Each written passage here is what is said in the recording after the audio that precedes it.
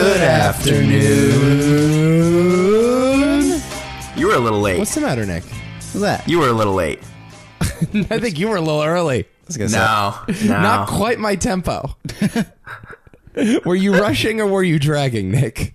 You know, we're on a new computer here. Yeah. Connection's a little different. Exploring Different a new space-time frontier. continuum. I'm just hearing excuses right now, Nick. Yeah. I don't know. I thought we were pretty on par over here. I don't know about you. My dream is to get rid of that intro. It's so hard over Skype to sync that up, I swear. Well, you could fly back here every Sunday and just record with us. Get off your lazy ass and just do it already. Once we have a budget for that, we'll fly you out every weekend. You'll come by. Yeah. Be a little more cost effective if we just got a private jet, I think. Yeah, that's true, yeah. Those always crash, though. Like, they always crash. I hear, like, a story every other day about some idiot's private jet crashing in the Pacific Ocean or whatever. So, I don't know. Yeah, because they're tiny and, like, you don't need a pilot in order to fly You don't it. need a pilot. That's why. Is that how it works? Well, no one's going to... Like, if you, like, have a private jet, what are they going to say? Oh, you're not allowed to fly your airplane? I guess so. Yeah. If you're, like, a crazy, eccentric billionaire that's like, I'm going out in the private jet tonight... Do they fly their own aircraft? I don't think so, but what's stopping them? If Bezos was like, hey, Bezos was not flying the jet. Butch the pilot, I want to fly the plane today. I'm pretty sure Bezos wasn't flying because he was too busy banging that chick in the back of his jet while he was cheating on his wife. Oh. Too soon. Yeah. I actually read an article that said, like, he, like, banged her in his jet, like, all the time. Oh, God. Too soon. Jeff Bezos. Poor Mrs. Bezos. Well, poor Mrs. You know how much money she has? Like She's $75 billion. rich. She's so rich. She got paid $75 billion to be in the same room as Jeff Bezos. That's crazy. That's it. You think she's ever done a lick of computer code in her life? No. For all we know, Amazon was her idea. I mean, Oh, that's a great point. Wow. Dude, there's no way she did jack shit for that company. Yeah, I don't think she ever picked up a roll of packing tape. There's no way she's ever... I don't know. There was a time where he was literally, like, running that thing out of his house, right? Well, yeah, they all say that, though. I mean, everyone was, like, Microsoft was that. That's a great point. I mean, at a certain point, everything's out of your house. Yeah, exactly. That's the charm of these places. You're not buying a warehouse right away. Of course it was out of his house. So maybe she helped him. I don't know. It's very She possible. made I don't know if it was $75 billion worth of labor. She could have been she could have just done everything, though. Like, that would have been an interesting story if it comes out in a couple of years that Jeff Bezos' wife, or Squeeze, or whatever the hell she is, just spearheaded Amazon. And he's like, nope, fuck you, bitch. I know that she gave up all her voting shares. What? Yeah. In the company. Oh. As part of the deal? Yes, but she still got a shit ton of cash. Like, probably way too much cash. You think She she's a little probably more... got more cash to give those up. Right. Which is worth it because then she doesn't have to talk to him anymore. Of course. And then I'm not going to sit in Amazon board meetings. You think she's a little more humble than Jeff over there? I don't... do you find Jeff Bezos humble? No. Not exactly. Would Jeff Bezos be a good hang? I love these questions. Like, trying to figure out which billionaires would just be either the worst hangs or the best. Who's the best hang? Because I think it's a pretty easy answer. Are we just talking billionaires? What, just It's gotta be Trump? Elon Musk. Elon Musk. Elon Musk would get on your fucking nerves, dude. See, I Yeah, feel but like he would also hand you a flamethrower. Elon would just be, shut up, Elon. He would let you drive around in a Tesla. Yes. And hand you a flamethrower. I don't care. I can put up with it. I got to go Warren Buffett. Warren Buffett? It's definitely Buffett. Dude, he has like a one-story house. He still drives the same car from like 15 years ago. What are you going to do with him? That's pretty He's sweet, just though. a guy. That's a good character right No, there. I get that, but what are you going to do? It's not going to be fun. I don't know. We're going to go play cornhole in the backyard. I don't know. Something. Honestly, Something poor people do. I feel like it won't be fun. I would rather hang out with someone like that than like fucking Bill Gates, you know? Like, Bill well, yeah, Gates Bill Gates would preach to you all God, day. Bill Gates would be boring. He would get on your nerves. Yeah. You want to smack that guy around. Yeah, like how has someone not assassinated you yet? That kind of You person. know who seems really fun? The Virgin Mobile guy. Richard Branson? Richard Branson. Another nut job, though. Yeah, but Richard Branson's only having fun if he's jumping out of airplanes. yeah, well, Barack Obama like went on vacation with him, and they were like having a good time going around like a speedboat and shit, and jet skiing, and I mean, that sounds fun. Branson only enjoys himself if there's a risk of death. I mean, maybe, I'm fine with that. maybe if I was bigger into cars, I could hang out with George Lucas. Well, he's, I guess, a billionaire now. Yeah, That's a fair point. so someone like that. Doing lightsaber battles in the backyard. Yeah, hell yeah, dude. Would you hang out with Vince McMahon? Oh. Yeah, I'd I feel hang like out. I'm pretty sure he's a dick. He just seems like a slime ball. Yeah, I don't know if I'd want to be with that Remember guy. when Linda McMahon ran for Senate She did? in the state of Connecticut? Yeah. Oh, God, that's Remember right. that big campaign? Yeah, I do remember that, actually. Because WWE is based in Connecticut. It's in Bridgeport. Stanford. Or Stanford. Stanford, you're right. yeah. Yeah, Stanford, yeah. That was a hilarious example of how money can't buy you Right. a Senate seat. Right. Well, I don't know? think money can buy you anything anymore. I think like we're way past that in politics. You That's know? true. Look who's in the White House. Because Clearly, she was donations trying to don't like matter. unseat like Blumenthal, right? Yeah, something like that. Like, I think he wiped the floor with her too. yeah. It was like a very embarrassing defeat. Yep. I really hope we get, like another... like, is Kim Kardashian ever going to give it a shot? Kardashian's trying to be a lawyer. Is that what she's doing? She I think is either going to law school or just graduated law school or something. Okay. Because she wants the same degree as her father. She wants to follow in her father's footsteps. Interesting. I can honestly respect that. Yeah. That's fine, yeah. Yeah, so one day when another famous NFL running back kills somebody, she can. It's happening all the time nowadays. You know? Oh, my God. Every She'll interview... defend Antonio Brown in court. Just make me hate her even more. Did you see the Kardashians at the Emmys the other night? No. So they came out, they presented Nico, what? nobody watched the Emmys. Well, if you look at the ratings, that is certainly true. That's what I'm saying. Nobody watched the Emmys. I think it was her and Kendall or her and Kylie and Kendall. I get mixed up all the time. I don't know who's who. But they're out there and they were giving the award for best reality show. And like they did this introduction where reality television lets you, it offers a lens to find out who these people really are or something like that. Okay. And the whole audience started laughing. But it wasn't like a joke. They were just mocking the Kardashians. Are you sure?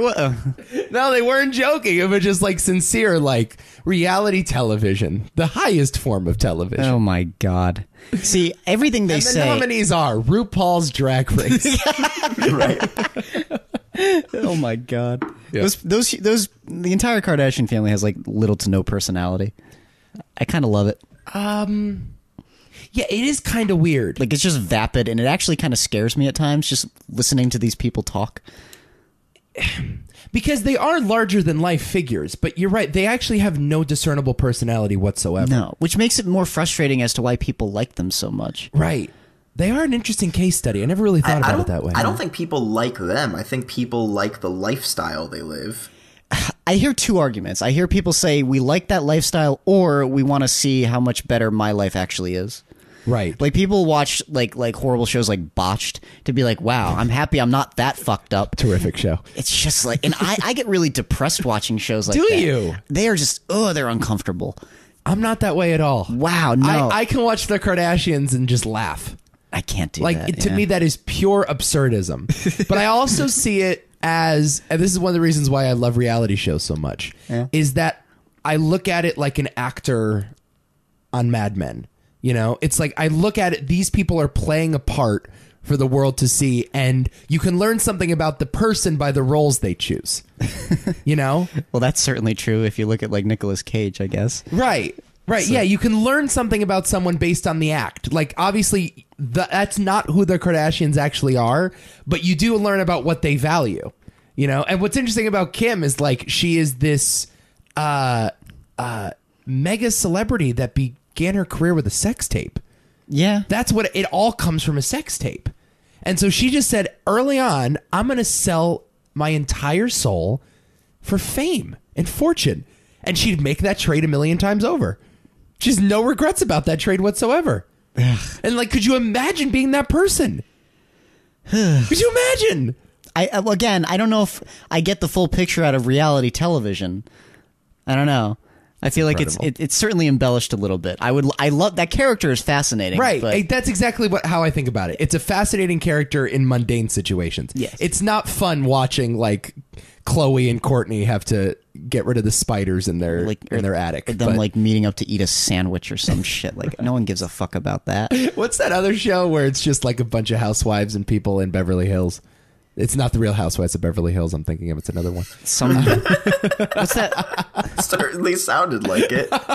Oh, Vanderpump Rules. Vanderpump Rules? You ever heard of Vanderpump Rules? What?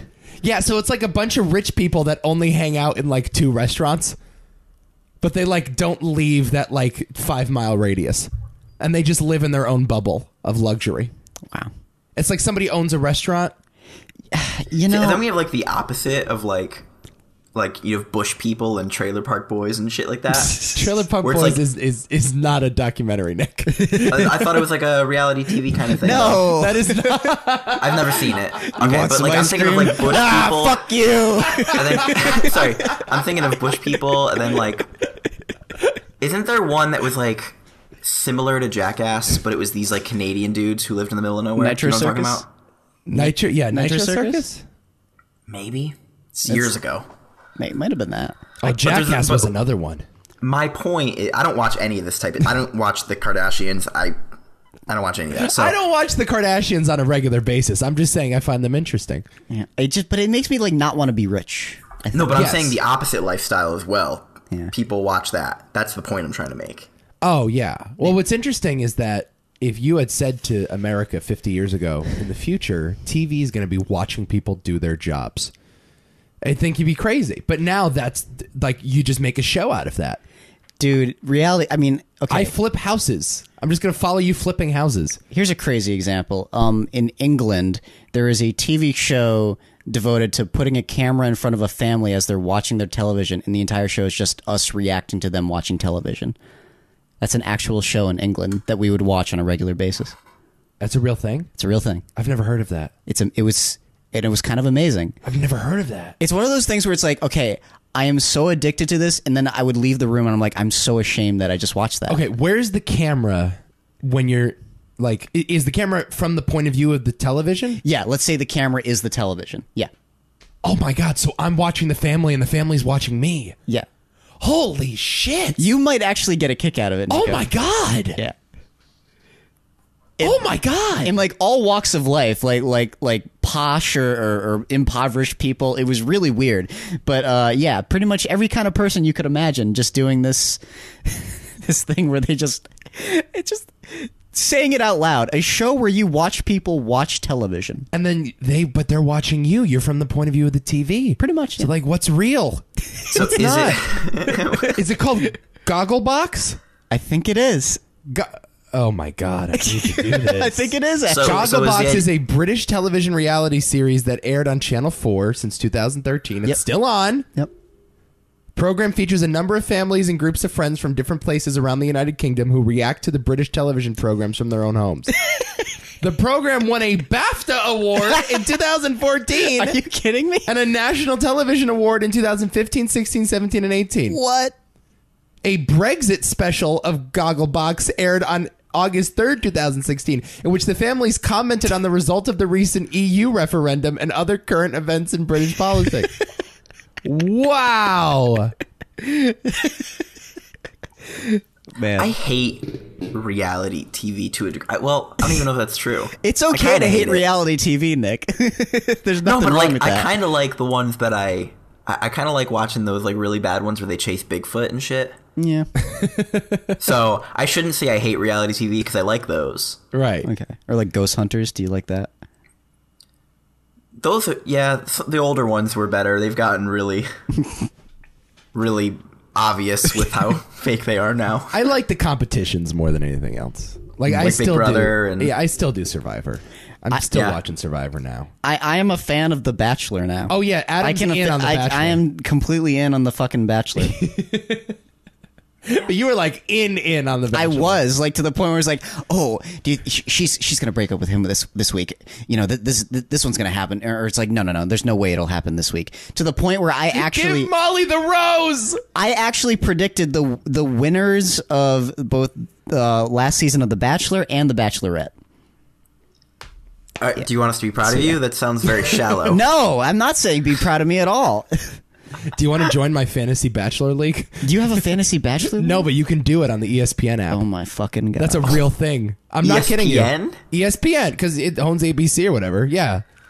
You I can see do what you fantasy mean, yeah. hockey and basketball and football and then fantasy Bachelor. But it's too easy though. Like for the last season, I predicted that she would the girl would get engaged to this guy, she would break up with him, and then she would go with this other guy.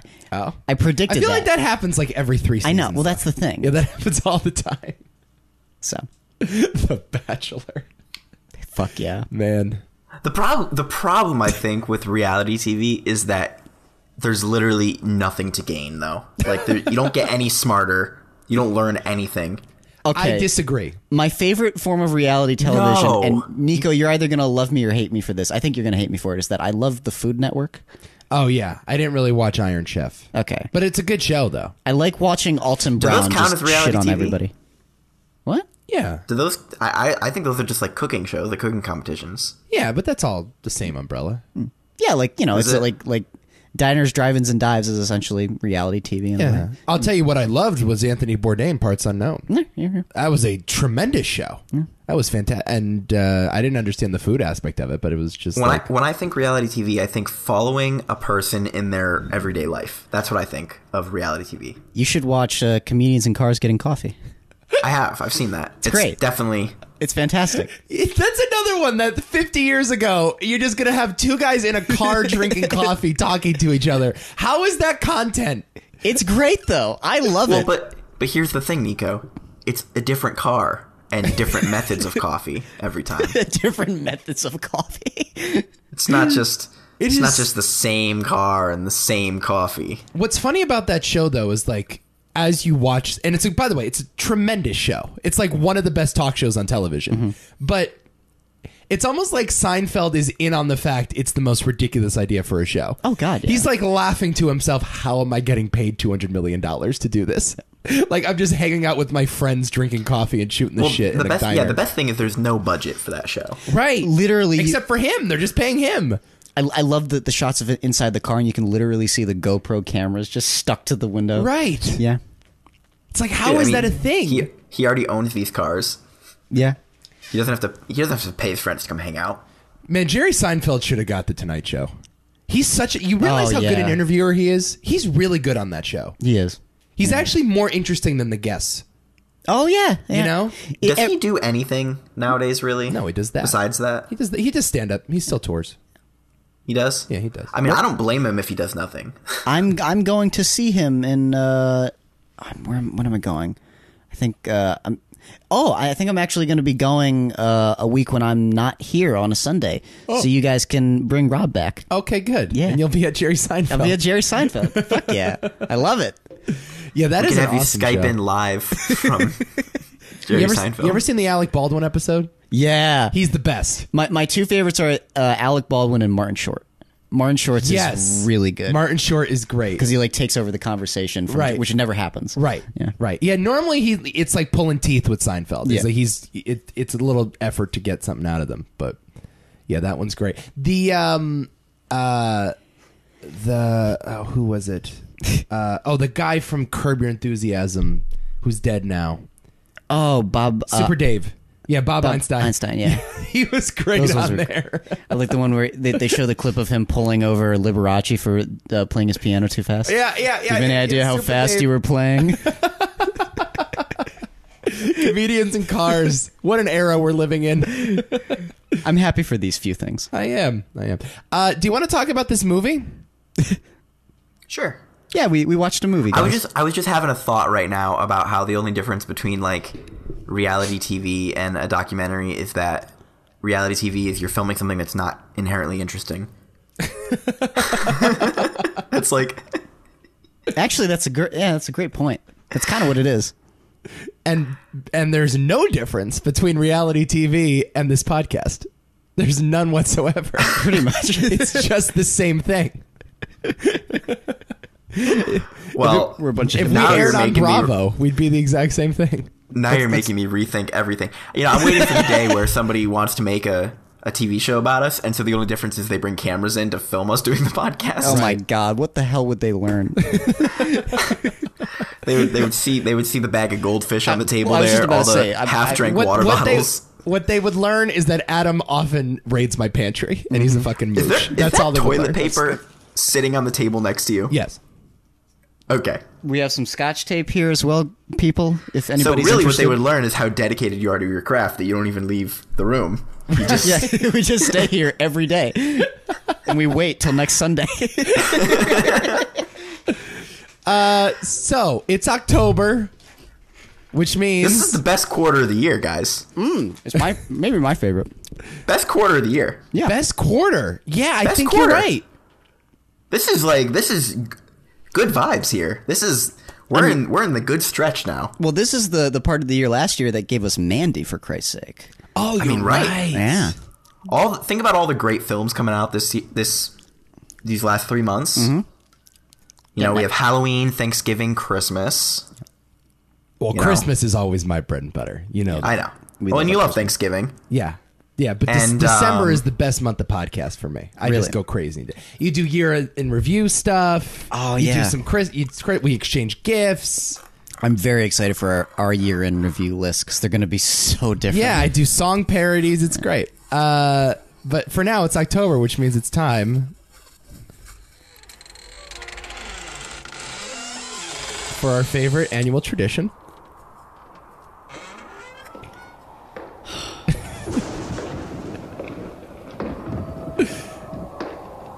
Are you ready? The audience hates him.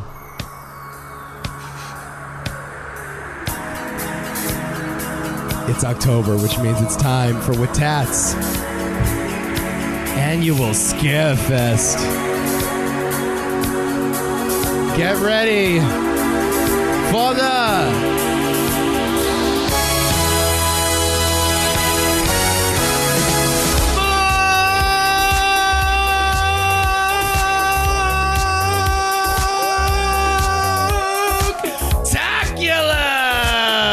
Spooktacular! Well, thank you for getting this video taken off YouTube before it even goes up. Appreciate that. Oh, the Michael Jackson estate has more important things to deal with these days, Nick. Oh, no. Their lawyers already hung up elsewhere. I don't know if you knew that. God. I think I have to carry on Zach's legacy and just be like, guys, no, it's not Spooktacular. It is. We can't do it. The Spooktacular. I'm not calling This it is that. I know you love Christmas and Thanksgiving, but I have to say October is my favorite time of the year. It's when Boo Berry and Count Chocula come back. Oh, right. How about right. Frankenberry? You go you- Frankenberry. Did you vote for? Did you guys vote in my poll? Yeah, I went. Yes. My very important Twitter poll. Yes. I went Count Chocula. Chocula. Did you? Yeah. I also went Count Chocula. Okay. Well, Count Chocula did win by a landslide of 69%. Wow. Boo Berry came in second with I think like a 23% or something, and then Frankenberry just came in last. But I honestly am a Frankenberry guy. I mean, Really? I don't know. Have you had it? Say. I mean, No. don't get me wrong. I buy all three. Yeah, of course. I don't Oh, think. you mix it up in one. Ooh, that's a good idea. How about that? I've never move? done that. Oh, that'd be an overload. That'd be a monster mash. That's what that would be. You, Jesus. Sometimes I hate you. I like, do so hate much. him. We're allowed to hate him. So, Nick, I had this idea, by the way, for a month of podcast, and I didn't clear this with you yet, but I told it to Adam. We should Great. do all horror sequels. Yeah, that's what I was already kind of leaning on. Oh, perfect. Okay. Awesome. Yeah, and we already started off with our first bad horror sequel. Yes. Oh God. This movie is fucking crazy. It's called Exorcist II: The Heretic. In case you haven't heard of it, it's this little thing called Exorcist. Well, Nick, have you seen the first Exorcist? So I haven't seen it like to completion or anything like that, but everybody sort of knows what it's about and what's up, right? I mean, we all know it's one of those instant classics, I think, and it's fucking terrifying. And when I was in Japan, I actually went to Universal Studios Japan, and for Halloween, and they had a Exorcist themed, basically like the haunted graveyard in Connecticut at like compounds. You know, one of those mazes that you go through and things pop out and scare you. Yeah. But it was all Exorcist themed, so you had like this little girl popping out, her head's backwards and shit. It was fucking terrifying. Oh no! And I like that. So, I mean, you know, I think everybody knows enough about The Exorcist. They know that it's actually good. Yes. Yeah, I would hope so. And scary. Yeah, it is. I was saying this to Adam off air, too. It's the scariest movie that I can, like, tolerate. You know what I mean? Like, that for me is the line of, I recognize this is a great film. I enjoyed myself watching it. But if you go any scarier than that, just one tick above, I'm out of the movie. Then I have to watch through my shirt. The Exorcist, it terrified me. There's no question. But I was still able to see, oh, this is a freaking masterpiece. Yep. William Friedkin directed that movie. Yes, he did. One of the most underrated directors in American history, I think. Yes. And it's great. I had always heard similar things about The Exorcist II. What I was not prepared for was one of the most batshit movies I've seen in a long ass time. Yeah, actually. This movie's off the chain. Yeah. When we were done, my description was this was a movie and a half. That is the definition of a movie and a half, right there. It is. I was completely lost after this one. And what's interesting about this movie, too, is it's directed by John Boorman, who directed both Point Blank and Deliverance. And a bunch of like other movies. This guy's like an Academy Award nominee, 5-time Academy Award nominee, John Boorman. So he follows up 2 critically acclaimed films with this garbage. Yeah. And it also like brings back a lot of the original cast. Max von Sydow is back in this movie, even though he died in the original. Linda Blair is back as Reagan. No Ellen Bernstein, unfortunately, for some reason. But Academy Award winner Louise Fletcher from One Flew Over the Cuckoo's Nest plays the shrink in this. The sister's back, and then you got Darth Vader hanging out. That's true. Yeah. So it's just a nuts movie. I was looking at Linda Blair, trying to figure out like, you know, her filmography and stuff, because I'm like, you know, I obviously know her from The Exorcist, but like, has she done anything else? No, not really. I was gonna say it's pretty much. It's kind of sad. She got nominated for, was it a Golden Globe? Did she get nominated? No, nominated for an Oscar. That's what I thought. Yeah, an Oscar. Okay, Best so yeah, supporting actress, so she got like a really big nomination for the first Exorcist movie. The second one I saw won a Saturn Award, which I'd never even heard of. Which like apparently is like award, yeah, it's the best award you can get that basically means like, hey, you're not a real movie, but like pretty much. You go. I have some bad news for you. What's up? Yeah. Linda Blair is a 2-time Razzie winner. Oh no, that doesn't surprise me. Of Worst Actress twice over. Because I kept looking at her film career, and since then she has done a lot, but it's all bad. It's too bad. Wow. It's all really bad too. Like some of it looks really like even stuff from 2016 that looks like really like low budget garbage, like Christmas in Hollywood level. Oh God, that's what it looks. Just did I tell you I got a hold of that guy? He never emailed me back. Really? Yeah, I did. What guy? The guy who was in the Beach Bum? Yeah. Oh my God. I wanted to talk to him about the Beach Bum, but he's like too busy like performing Sinatra covers overseas. That's a shame. All right. Like I'll talk to him about Sinatra covers overseas. I don't care. Whatever he covers, I don't know. Whatever he wants to talk about. Interesting. You know? But yes, Linda Blair, winner of Worst Razzie or Worst Actress, the Razzie for Worst Actress in Night Patrol from 1984 and Savage Island from 1985. Back-to-back winner at the Razzies. She's the Tom Hanks of the Razzie Awards. She won back-to-back Worst Actress. Aw, poor Linda. She could do so much better. Yeah, I was pretty shocked when I saw she was in this movie. I didn't realize like it was going to be a direct sequel to the original Exorcist. I was shocked though. You're like, wait. This is Linda Blair's in this movie, right? Max von Sydow, yeah. All those guys. Like I just figured they were done. Yeah, no, and I was like, no, dude, it is a sequel to The Exorcist. Yeah, through and through. And all I hear is that it's a piece of shit. Yeah. So, is this both of your first time seeing it? Yes. Yes. Okay, good to know. I have not. No, I have not indulged in The Exorcist II until today. Nick, were you able to follow the logic of this movie? No. It didn't make any sense. This movie suffers from what I think we're going to see a lot of the movies this month if we're doing all sequels. This is a common mistake that sequels make, especially when it's a different director to a very successful movie. They try to explain things. Yeah. And it leads to, first off, you have to connect things and make things logical that were never supposed to be logical. True. And it's just too much exposition. Yeah. And I think this film could have easily been 25 minutes. But instead it was 2 hours. Oh God, in a way I kind of agree. When I was saying, and I was kind of joking about it, but it reminds me of the prequels, the Star Wars prequels, and how it tries to scientifically break down the mysticism that's going on in The Exorcist when that's completely removed from the point, or what should be removed from the point. Half of this movie, and that's probably not an exaggeration, about half of this movie are characters under some weird scientific form of hypnotism. Right. It's incredible. Yeah. It was almost sort of like Inception before Inception. If you wanted to get an idea of what they were doing. They were hopping inside of each other's brains trying to track down this demon. They were hopping in dreams, though, weren't they? I thought they were sort of. They were hopping in memories. Dreams. They were hopping into memories, yeah. And so I guess, memories of dreams. No, they were doing the Pacific Rim thing. Oh, where they had to mind meld or whatever the terminology was in Pacific Rim. And, they tried explaining this demon that possessed her originally in the first movie, and they gave it a name, which was the worst thing.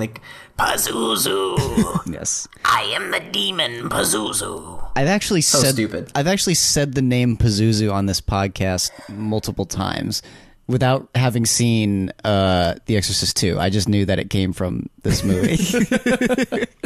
No, you're actually, though, entirely right. I think that's the perfect way of describing what's wrong with this movie. The original Exorcist is a horror movie, and this is also supposed to be a horror movie. And what makes horror so scary is a sense of mystery and dread. And so once you put a scientific explanation, or you try to break down the logic of something that is supposed to be viscerally horrifying, you ruin the magic.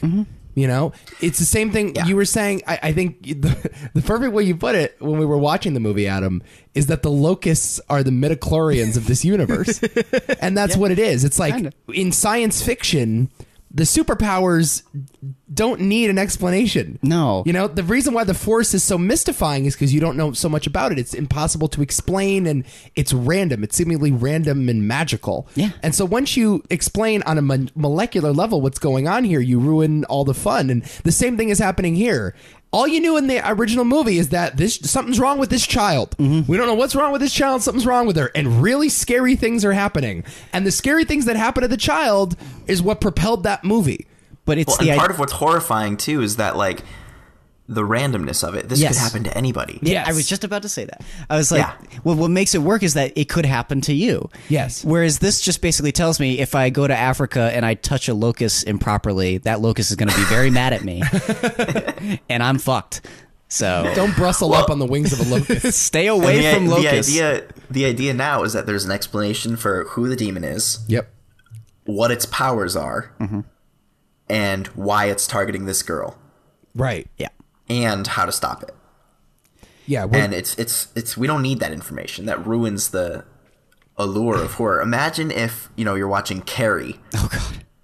And they're explaining to you how she has all of her telekinetic powers and stuff, and right. That's a great point. No, that's an excellent point, because Carrie does the exact same. That is never even hinted at in terms of an explanation. It's just like, yeah, Carrie was born this way, and that's what she does with her mom, and you're done. I just find like movies do this a lot though. It goes beyond just like taking away the mystery and whatnot. It's just boring. Right. It's so dull and trite, and it's everywhere now. It's like I can't stand movies that just soak themselves in like the scientific crap, like The Predator.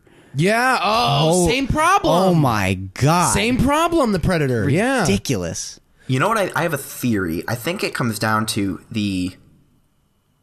I'm going to blame the director, but it could be the producers, the writers, I don't know. But I think it comes down to the director not trusting the audience to come to their own interesting conclusions.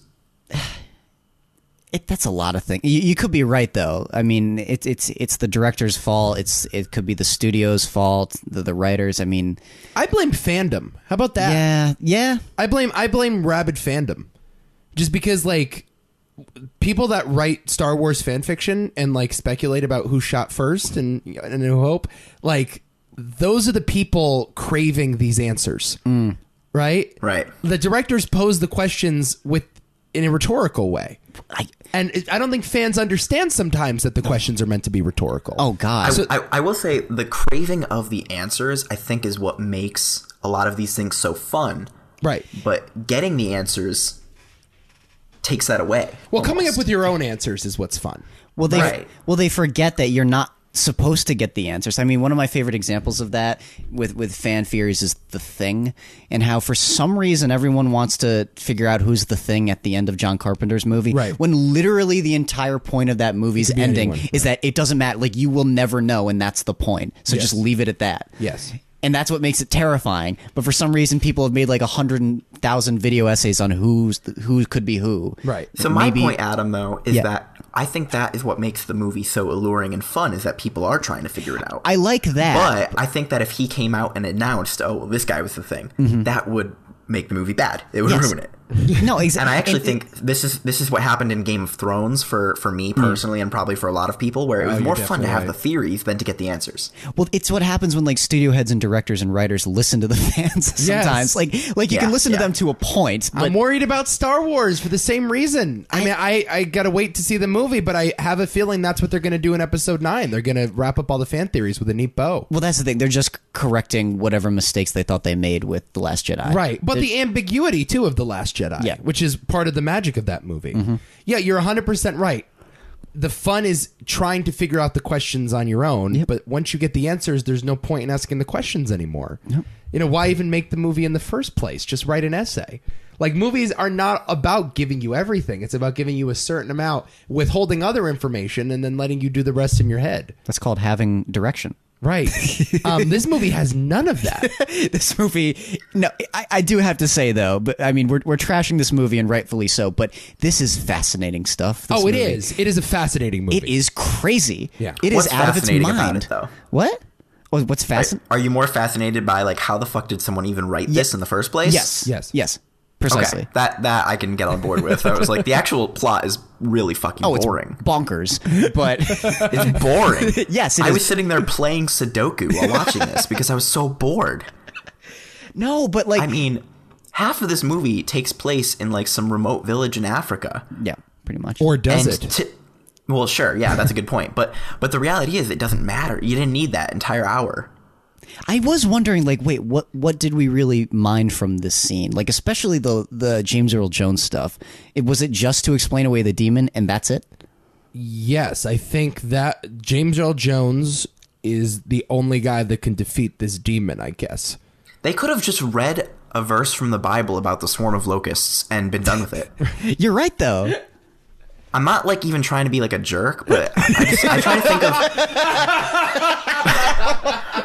like. Don't feel bad, Nick. Not trying to be that guy, but you ever read Leviticus, bro? I don't mind watching a bad movie. The thing I hate the most is watching a long bad movie. Yeah. I just try to think about, like, if you're going to do something that I already think is stupid to begin with, do it efficiently. Yeah. Like, if it's going to be stupid, be efficient. In a way, I think that's what made, like, Camp Death which we watched, earlier this year. Yes. Fun to watch. Mm-hmm. It's stupid, but it's not. It doesn't waste your time. Right. No, exactly. Like, and I know that this isn't trying to be Camp Death, but ironically, it could learn a thing or two. it's a self-awareness sort of thing. It's like so few movies understand themselves as well as like Commando, for example. Like that movie understands it's stupid and, like you said, efficient as hell. You would love Commando if you haven't seen it already. But this is very. You can be serious and still be efficient. Yeah. And Can you, though, with a sequel to The Exorcist? That's a good question. People wanted not? more of The Exorcist. This isn't that, though. Like, No, not I at all. know, but it was at least an attempt at it. It was an attempt this is to make less. Yes. So I don't know if you know, Stanley Kubrick was originally flagged to be the director. What? Oh, my Yeah. God. What And did you just turned say? it down. He turned it down. What did No, you he just turned say? it down. They asked Kubrick to They direct this asked movie. Stanley Kubrick to do this movie? Yes. Why? Oh, my God. And Did and when John Borman accepted, I'm reading right on the IMDb trivia right now. Kubrick warned him that the only way a sequel to The Exorcist would succeed is if it were to be more graphic and horrific than the original. Those were Kubrick's words. Yeah. And this does not do that. No. It's less in every way, and it gives too much away. I'm trying to imagine Kubrick even attempting to direct this script. Oh, it Well, I would think be he- incredible, though. It would be incredible. It'd be incredible. But like, Well, I don't think he would have used the script. I think No. he Yeah, would've he thrown would have it torn away. everything up and started fresh. Yeah. Yeah, he wouldn't have done that. But still. Oh, my God. that would have been nuts. Kubrick doing Exorcist 2? Imagine a world where instead of The Shining, he did Exorcist 2. Also, I have One of another the great fun fact sequels here. ever made. Yeah. Oh, it would be the best. At the time of this movie's release, it was the most expensive film produced by Warner Brothers. What? It was a $14 million budget, and this movie only grossed about $30 million. It was with those. Did you see those miniatures? It looked like shit, My right? I mean, God, yeah. and this is something I was saying. Michaela and I were watching this together this morning, and I don't like to shit on movies just because of the decade it came out in, but even for the 70s, this was bad. Well, I would think. Well, I agree, though. And the thing about the 70s in film especially is that I feel like a lot of 70s films have aged like wine. I mean, really, really well. I mean, a lot of films, even something like Jaws, you could play that today and it would still be great. Right. A lot of those movies. Well, I think most of that budget's probably going towards this cast because it's a pretty big cast in hindsight. Yeah. Louise Fletcher coming off an Oscar, not cheap. Richard Burton, Shakespearean actor, been around Hollywood forever, not cheap. And then like Linda Blair and Max von Sydow, their agents probably had a lot of leverage. Yeah. We're coming back. Max von Sydow for his 10 minutes of screen time, not even 10 minutes of screen time, probably wanted a nice, $2 million or something. So Fucking I mean, actors. he's fourth billed in this movie. He's not even in it. He's in it in like 2 flashbacks. He doesn't have a speaking line. That's true. It's so weird. So yeah, I bet you most, and James Earl Jones, Ned Beatty has a cameo. It's probably mostly appearance fees, I would guess. Wow. Nick, could you please explain to me the plot of this movie? And I think this would highlight to the audience exactly how crazy this is, because you're not going to be able to do this effectively. I'll do my best. Okay. I mean, so we find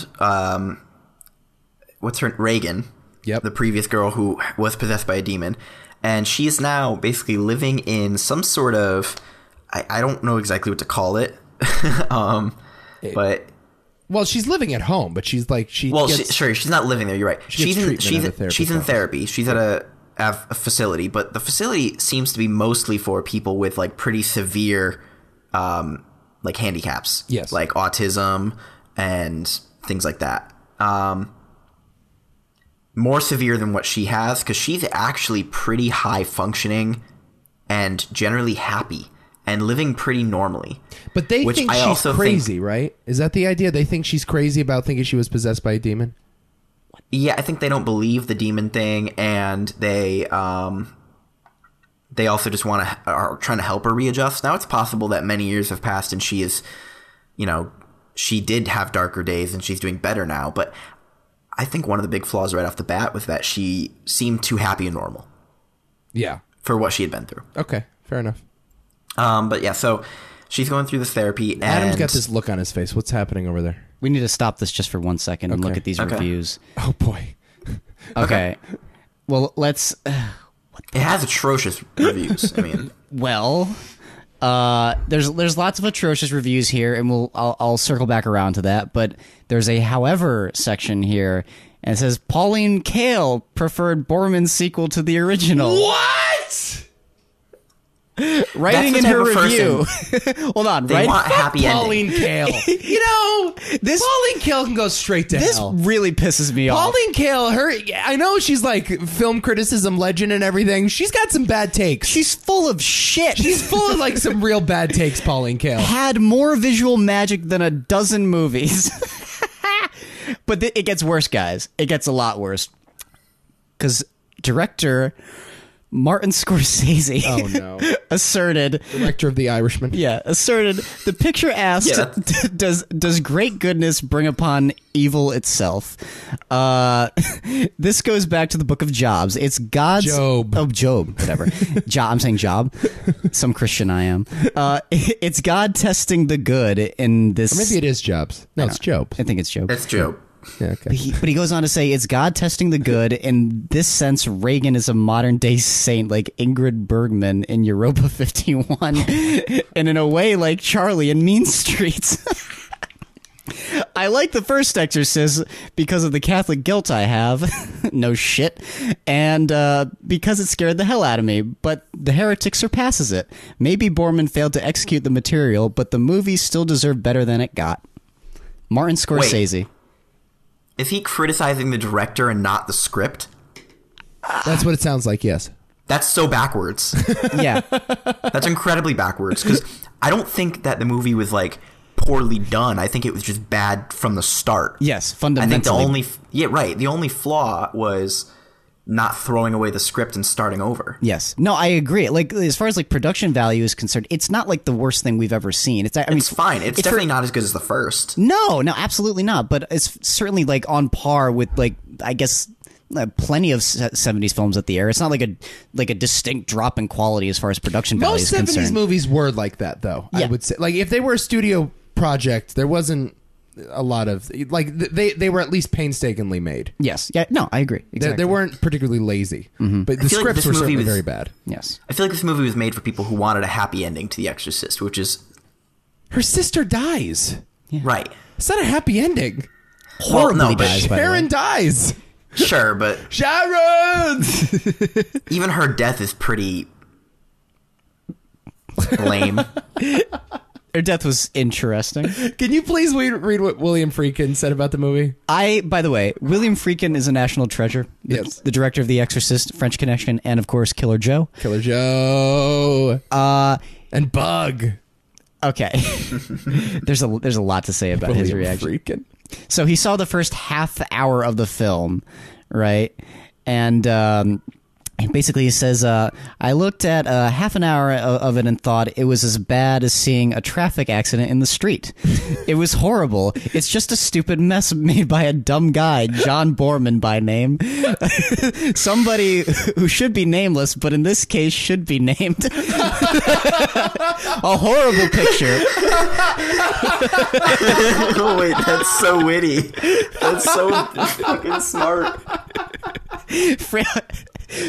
Friedkin later stated that the sequel diminished the value of the original and called it the worst piece of shit ever seen and a fucking disgrace. He later added that the film was made by a demented mind. Willie Freaks. All right, so I think he came out swinging a little harder than maybe necessary, but I get it. Yeah. I don't It's think very he went far personal for enough. him. No, He didn't even talk about Louise Fletcher in this movie. Oh my God. Didn't even think touch the that terrible performance. the biggest thing is saying this movie lowers the quality of the original. I disagree with that. I disagree, and I think maybe in 77 that might have been true, but I think in 2019 we've seen so many bad sequels, especially to horror movies. It's almost commonplace. Right, that's true. And I think nowadays we kind of just gloss over it and we say, that doesn't reflect on the original film. Precisely. Maybe in 77 that was a bigger problem. I agree with that. But again, But I think it was just personal to him. no one's seen this movie today. A lot of people I know have seen Right. The Exorcist. No one gave a shit about The Exorcist 2. I didn't know there was a third one. The third one's apparently pretty good, though. I haven't seen it, but apparently it's actually pretty solid. George C. Scott is in that movie. Yeah. Oh my god. Yeah. All right, back to the plot, please, Nick. Oh god. Yeah, we didn't move anywhere. No. Yeah. A priest is sent to investigate the death of the priest from the first movie. Yes. I'm trying to remember the names. Was it Miller in the first movie? Oh. And in this movie, what's his name? Marin. Marin, yeah. Father Marin. Marin. And what's his name in this movie? Father Philip. His last name starts with an L, I think. Lambert, maybe? I don't remember. Yeah, I think you're right. Actually, it is Something like that? I think it is Lambert. So he's being sent to investigate. So he meets up with Reagan, and he basically is trying to interview her. They put her under hypnosis with the therapist, and he sees the demon. But they take out. Let's be more specific about the hypnosis logic here. Sure. Louise Fletcher, who plays the therapist, takes out this contraption, and it's got two light bulbs on the top, and you like get a little headset, as though it's like the old timey science experiment. Maybe they offered it to Kubrick for this scene because it kind of kind of like Clockwork Orange. Yeah, exactly. And so I don't know what the logic here is, but you hypnotize somebody on one side of the machine, and then another person gets hypnotized on the other side of the machine. And if you get both people onto the same sort of psychological plane, you'll be able to access their thoughts. Yeah. Not sure if that's how hypnotism actually works. But Louise Fletcher was able to like reach into Reagan's memories and like pull out shit. Yep. Another thing I love about like the pre-2000s is any piece of technology Yeah. is just hilarious looking. Flashy lights. I was gonna say. Right. Yeah. It's just the, So many flashy lights. We talked about this, I think, a couple weeks ago. Yeah, we definitely did. So, he sees this demon in Reagan, and from this point on, he's basically like committed. Like, I need to get rid of this demon. And he tries was this to your get favorite scene in the movie, by the way? Because it was mine, I think. the hypnotizing. Yeah, Was it? It's one of the most bizarre scenes, I think. I liked when old Reagan like reached into the heart of Louise Fletcher. Yeah, but it literally just looks like they're rubbing Louise Fletcher's boob the entire time. Yeah, it does. It's really funny. What I would say is this scene, I felt, dropped the ball. It could have been better. Yeah. Well, it You should know have what I been mean? Like, scary. Yeah, it could have been It should scary. have, right. Like, it could have been slower, darker, the light could have been brighter. Yep. It might. It was sort of just like a level lit room at normal speed, no suspense. Okay. It might have been my favorite scene in the movie thinking about it, but if that's the case, that's not good because it's like the first 10 minutes of the movie. It's terrible, too. It's also a terrible scene. But I think it was my favorite scene. No, I like when they did the superimposed faces on each other. It's kind of in when they're grabbing the heart. But the other issue is that it sort of resolves like the original main plot where it's like you have to discover what happened to Father Marin, and they Right. do that right there, and it's done. Right. And then I remember like thinking like, what's his goal now? Just to stop the demon? And Sure. Well, so the let me logic... ask you something go else, ahead. too. Yeah. In the original movie, did we know that this demon was trying to get her heart? No. No, that's not even... You know what I mean? It was- So it sort of adds motivation to the demon that we didn't need. It was scarier that it was just like this demon just essentially wants to possess this girl and rape her. That's all it really was. Right. Like, I like the randomness Yeah. of it. Like, just there is no explanation. You will not get one. This is going to be the most horrific thing that could possibly happen to someone, and it's random. Yeah. Right. And That's it it. worked. You know? So, Demon just wanted to put a crucifix up a crotch. That's it. so in this movie, it's also important to acknowledge that now the demon, who still is in Linda Blair's body, Yes. is a separate entity from Reagan. Well, They have Kinda. separate bodies, Well, they sort of, especially at the end, they kind of do. especially at the end. Yeah. Where it's like a succubus. So yeah, so the idea, I guess the logic here is that if you access Reagan's memories, by accessing Reagan's memories, the demon was able to transport from the old dimension into the current dimension, like a time travel type thing. Because the demon was just hanging out for like 15 years and nobody said shit. Okay. Linda was just living her life doing Broadway plays for the local high school, but now all of a sudden the demon's back because of the hypnosis shit. Because that's like the demon crossed over from that dimension. That was the implication of that scene. So why did it go to Reagan in the first place, though, from the original? Because she's like special. Why is she special? Because she can she's a healer. She can teach autistic kids how to talk. This is the important thing to notice. So they show you 3 cases in this movie of this particular demon trying to possess people who are healers, who are essentially saints. They're like a Christ reborn kind of thing where they can cure people. So there's the lady at the beginning who sets herself on fire. Yes. She says, "Why me? I heal the sick." Okay. And then Reagan helps the autistic girl learn to speak. And then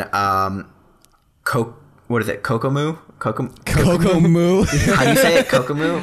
I couldn't tell you. Kokomo? Kokomo. Yeah, I couldn't remember. Kokomo is some African tribesman, I guess, who was a healer. Played by James Earl Jones, by the way. Yes. Well, he's played by 2 people. Yeah. Wait a minute, he is? Yeah. Who else plays him? They have young and old. Oh, okay. When he's a kid. Can we explain that scene, by the way? I'm just saying they credited him twice because of that. Got you. But he essentially can stop the plague of locusts, which is why the demon tried to possess him. So, and before again, Max von adding Sydow's, more motivation. Yeah, before Max von Sydow's untimely death, he had traveled to this African village to meet Kokomo. Kokomo. Kokomo? Cockatoo. He had traveled there and found James Earl Jones and realized that he's the only guy that can defeat this demon. For reasons unexplained. But that sequence was just bizarre, dude. What, where he's trying to go and get the demon? That was like Lynchian, but not in a good way. In like a really bad way.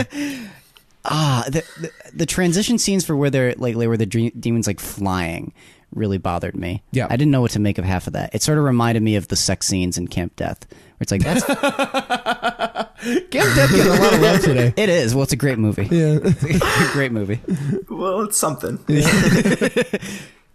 Yeah, it's just weird.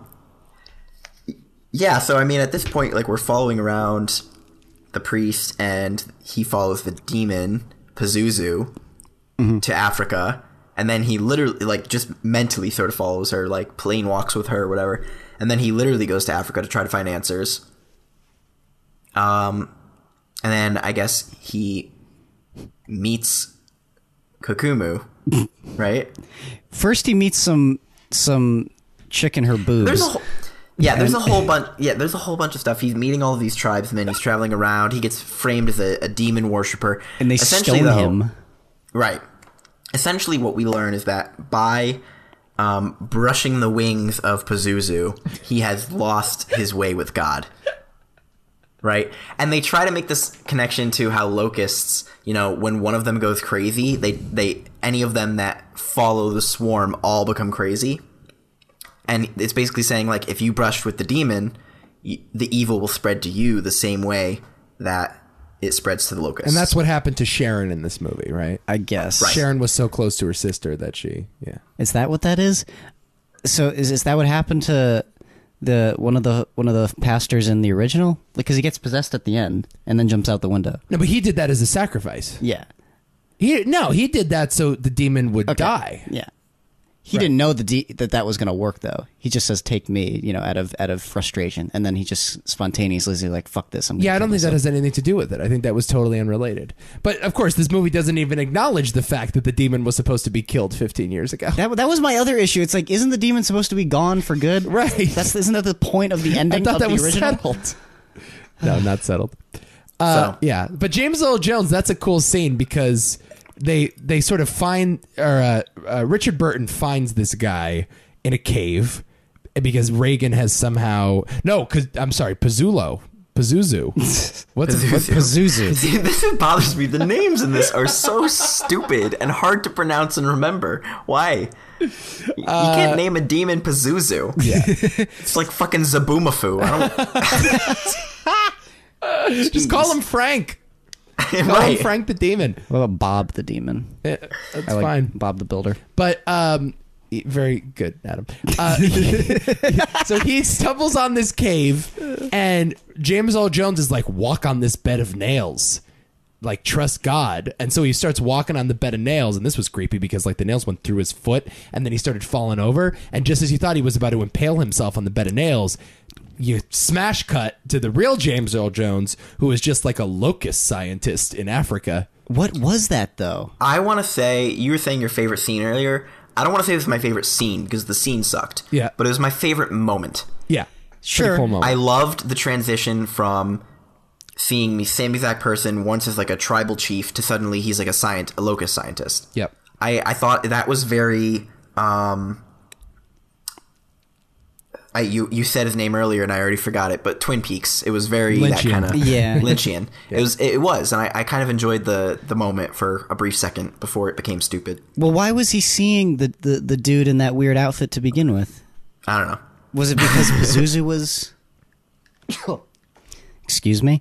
Is it like I had no idea.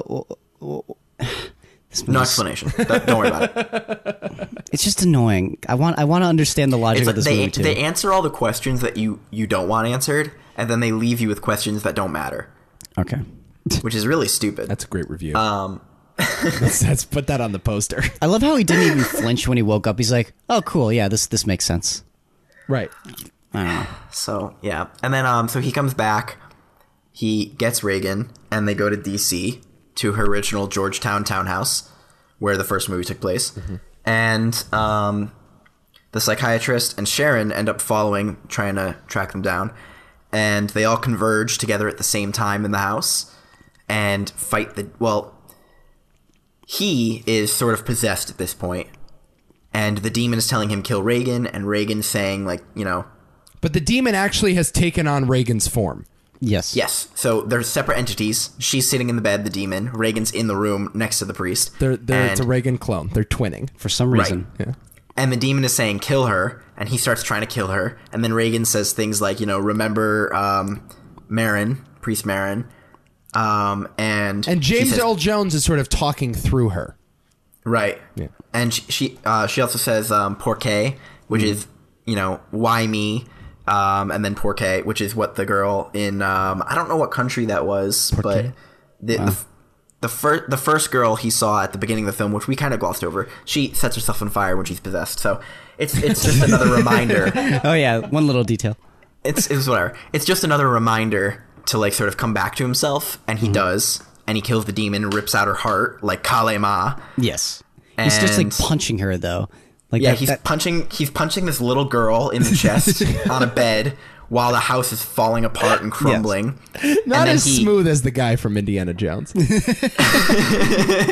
well, rougher. Yeah. I gotta say, another thing about this movie is that the demon is much more powerful and ancient in this movie. Yeah. I mean, like, I know the demon could like lift the bed off the ground and fly things around the room, but I don't think it could literally rip the foundation of the brick home. In the original, no, it couldn't do anything. I think it would have done that if it could.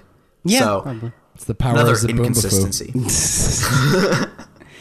And so yeah, he rips out the heart and stops the demon, but Sharon and the psychiatrist, as they arrive, all of a sudden crazy car accident in their cab. The cab driver dies. The psychiatrist is trapped in the car. Sharon gets out and is possessed at this point, and basically that was so confusing. Yeah, I had no idea. They don't what was explain happening. how she got possessed There or what was happened none exactly. of that. No No build up indication. to that Suddenly she was. whatsoever.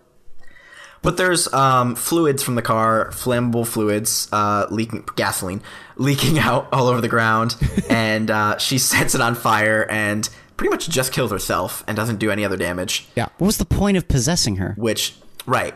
And then, yeah, that's the end of the movie. And then the psychiatrist is like, Was that the total like Mr. Priest, take Reagan and keep her safe. Yeah.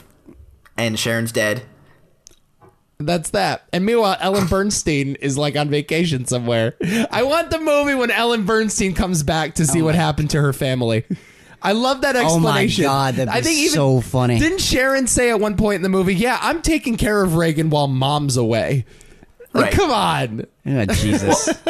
Can we also acknowledge that they just left Sharon's body on someone else's front steps? I noticed that too. What the They hell just was left that? her there. And then also, she's like running out asking for help. She's not knocking on any doors. I'm sorry, this is a neighborhood of townhouses. There are doors galore.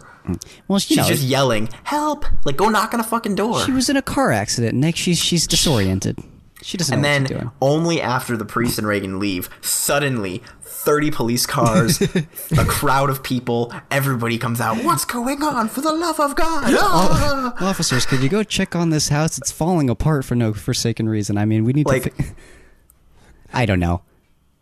This entire This- third act is just nuts. But I kind of loved The it. entire movie is nuts, and it just continues to devolve further and further into idiocy. It just... Listen, it is definitely a terrible movie with definitely some really bad performances, including Academy Award winner Louise Fletcher, who is horrible in this movie. Yeah. Is so bad. It is not well written. It is not well directed. But I gotta applaud it for how crazy it is. It's ambitious. Yeah, I gotta at least give you the old A for effort there. You know? Yeah, They went for it. And they could have easily just done The Exorcist again. And they didn't do The Exorcist again. They did something. Also, for the life of me, I don't know why it's called The Heretic. I don't know who was committing The heresy. priest.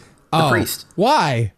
Because A, the church told him to stop, and he went anyways. B, he brushed with the demon and stepped away from God.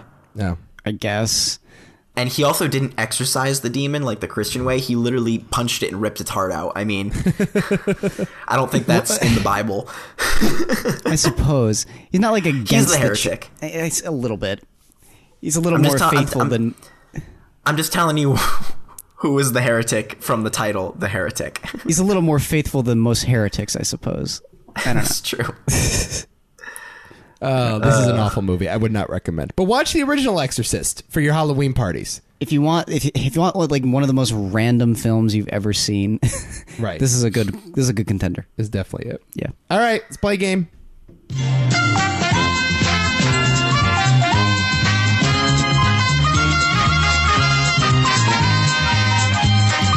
How many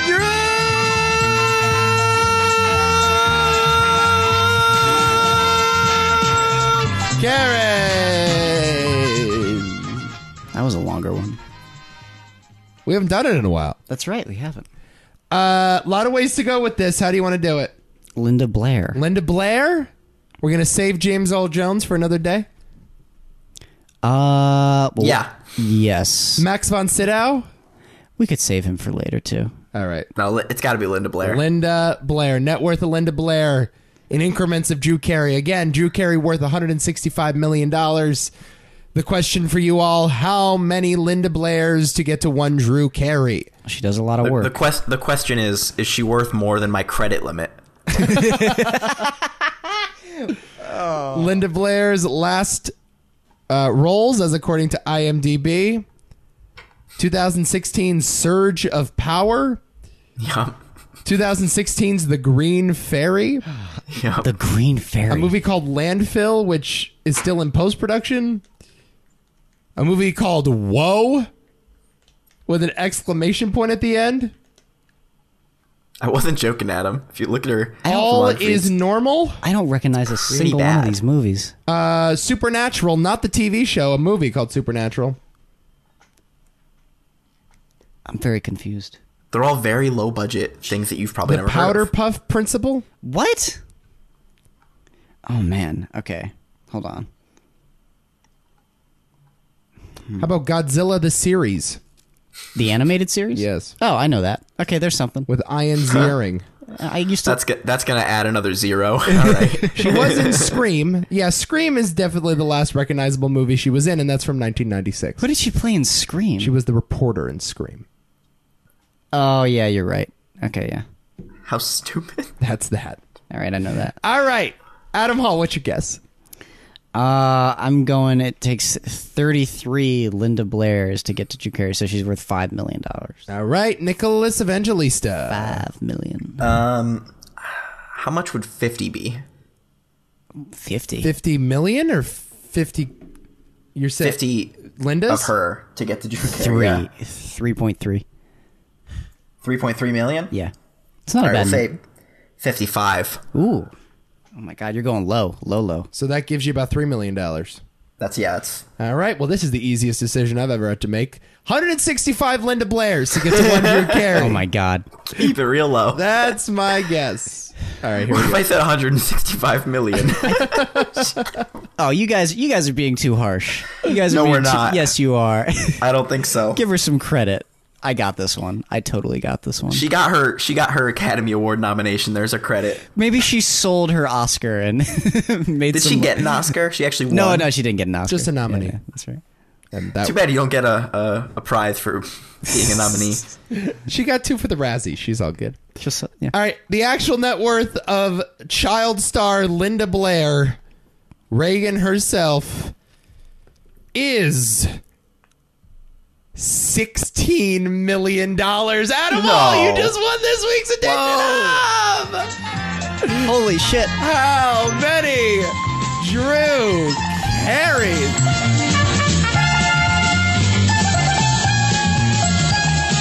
Suck it, guys.